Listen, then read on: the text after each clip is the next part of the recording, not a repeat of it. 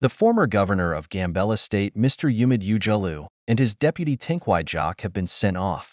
The former president, Mr. Umid Ujalu, said he is happy to serve his region over the years.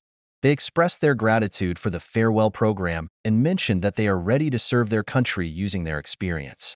The former vice president of the region, Mr. Tinkwai, said he is very happy that the new candidate is the first female president of Gambella in the regional leadership of the country. The farewell program that was held today.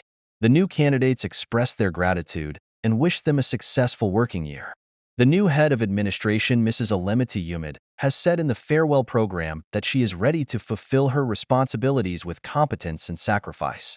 They have called on all citizens to work together to support the change that has been started in the country and to bring the peace of the region back to normal.